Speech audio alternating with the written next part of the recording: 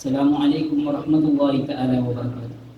بسم الله والحمد لله والصلاة والسلام على سيدنا محمد الفاتح لما أغلق والخاتم لما سبق ناصر الحق بالحق والهادي إلى صراطك المستقيم وعلى آله وصحبه حق قدره ومقداره العظيم. أما بعد. ബഹുമാനാദികൾ നിറഞ്ഞ വിധിലിരിക്കുന്ന ഉസ്താദുമാർ, മറ്റെൻ്റെ സ്നേഹം നിറഞ്ഞ വിദ്യാർത്ഥി മിത്രങ്ങളെ, കലിയുടെ മഹാമുഖം പിതർന്ന മകിരിയുടെ വേദിയിൽ ഇന്ത്യ അരുണകിരണങ്ങൾ അസ്തമിച്ചിട്ടില്ല എന്ന അധികാലിക പ്രസക്തമായ വിഷയത്തെ അധികരിച്ച് നിങ്ങളുമായിപ്പം സംവദിക്കാനും ഞാൻ ഈ അവസരം ഉപയോഗപ്പെടുത്തുന്നു. ജഗനേന്താവായ റബ്ബ് സുബ്ഹാനഹു വ തആല തൗഫീഖ് നൽകി അനുഗ്രഹിക്കുമാറാകട്ടെ. പ്രിയമുള്ളവരെ, താൻ ഈ ലോകത്തെ ഏറ്റവും മികച്ച വസ്ത്രമാണ് ധരിച്ചതെന്ന ധാരണയോടുകൂടി തന്റെ പ്രജകൾക്ക് മുമ്പിലൂടെ രാജാവ് ഒരു സവാരി നടത്തുകയാണ്. ആ ജനക്കൂട്ടങ്ങൾക്കിടയിൽ നിന്ന് രാജാവ് നഗ്നനാണെന്നും രാജാവിന്റെ തെറ്റിദ്ധാരണയെ തിരുത്തിയതും ഒരു പിഞ്ചു കുഞ്ഞായിരുന്നു.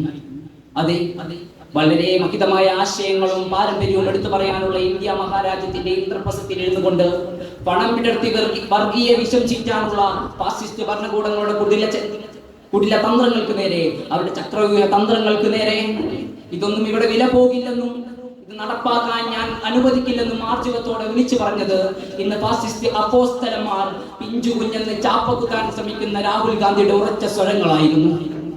അതെ, സ്വതന്ത്ര സമര കാലഘട്ടങ്ങളിൽ തന്നെ ആൻഡമാൻ നിക്കോബാറിലെ സെല്ലുലാർ ജയിലിൽ നിന്ന് ബ്രിട്ടീഷുകാരൻ തീരെഴുതി കൊടുത്ത് ബ്രിട്ടീഷുകാരന്റെ പാദസേവ നടത്തി മാത്രം പരിചയമുള്ള സവർക്കറുടെയും ഈ രാജ്യത്തിന്റെ പ്രബുദ്ധനായ രാഷ്ട്രപിതാവായ ഗാന്ധിജിയുടെ നെഞ്ചകത്തിലേക്ക് കാഞ്ചി വലിച്ച ഗോഡ്സെയുടെയും ചരി പാരമ്പര്യവും മാത്രം പറഞ്ഞു പരിചയിച്ച തലച്ചോറിന് പകരം പൊതിച്ചോറ് കയറ്റി വെച്ച ഒരു വിഭാഗം അധമ സമുദായം ഈ രാജ്യത്തിന്റെ ഭരണക്കസേരയിൽ ഇരിക്കുമ്പോൾ ഈ രാജ്യത്തിന്റെ മഹിതമായ ആശയങ്ങളെ, പാരമ്പര്യത്തെ എന്തിനു വേണം ഈ രാജ്യത്തിന്റെ പരമോന്നത ഭരണഘടനയെ പോലും പച്ചയ്ക്ക് വ്യവഹരിക്കാൻ ശ്രമിക്കുമ്പോൾ ഈ രാജ്യത്തിന്റെ സുസ്ഥിരത കാത്തു സംരക്ഷിക്കാൻ, ഈ രാജ്യത്തിന്റെ നിലനിൽപ്പിന് വേണ്ടി ഈ രാജ്യത്തെ ന്യൂനപക്ഷങ്ങളെ സംഗമിപ്പിക്കേണ്ടത്, സംയോജിപ്പിക്കേണ്ടത് അനിവാര്യമാണെന്ന് മനസ്സിലാക്കിയ പ്രബുദ്ധ നേതാക്കന്മാർ ഈ രാജ്യത്തിന്റെ മതേതരത്തെ ചോർച്ച ചെയ്ത് കൊണ്ടുപോകാൻ വന്ന വർഗീയ ചെയ്തികൾക്ക് മുമ്പിൽ ഒരു ന്യൂനപക്ഷ കോട്ട കെട്ടുകയാണ്.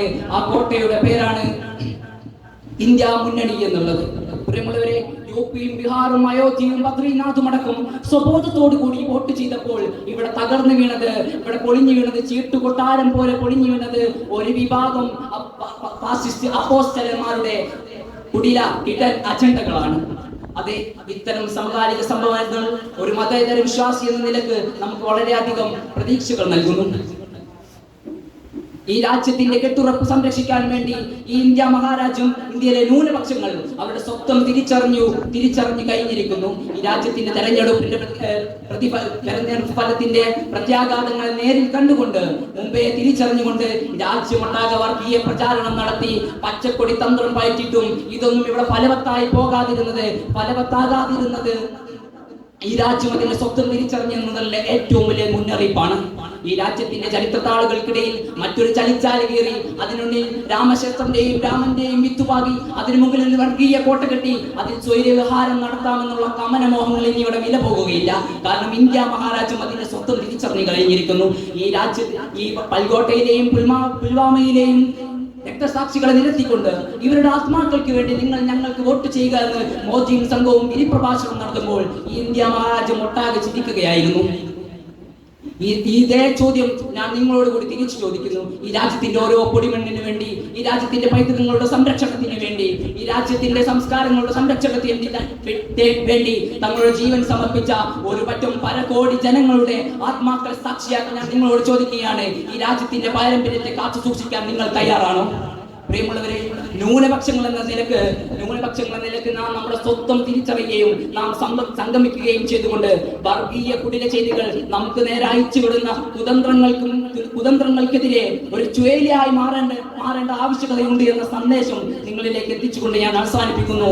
വാഹിറു ദഅ്വാനാ അൽഹംദുലില്ലാഹി റബ്ബിൽ ആലമീൻ. അസ്സലാമു അലൈക്കും വറഹ്മത്തുള്ളാഹി തആല വബറകാതുഹു.